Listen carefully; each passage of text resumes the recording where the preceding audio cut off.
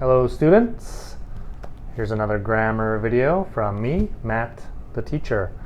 Today we're going to be talking about present perfect simple. So this video is intended for intermediate students.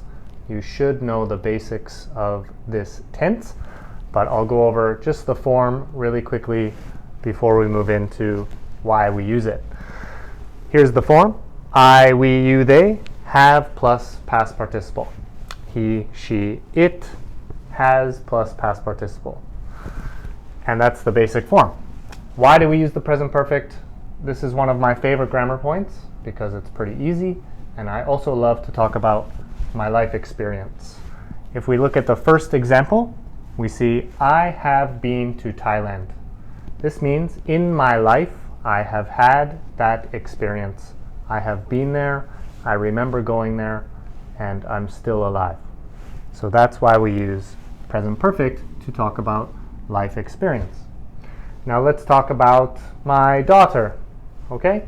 She hasn't eaten sushi. She has never tried sushi. In fact, we can say she has never eaten sushi is okay for her life.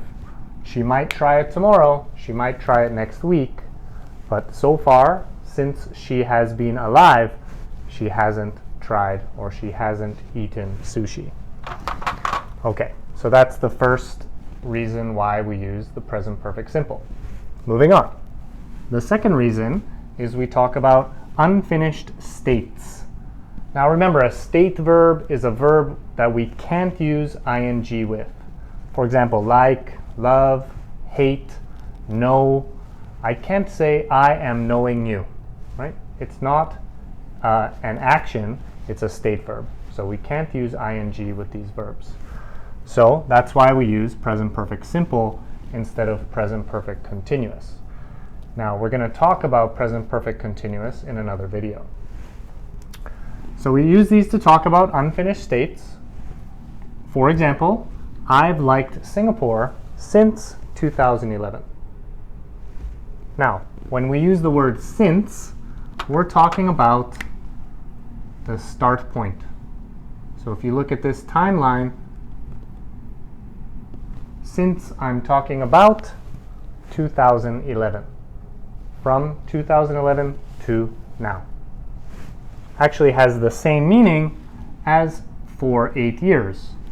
But in this case, for is talking about from 2011 to now, which is 2019.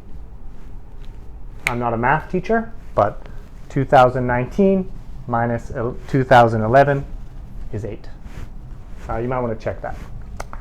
So for example, he has had, now this is has, he has had his car for 8 years.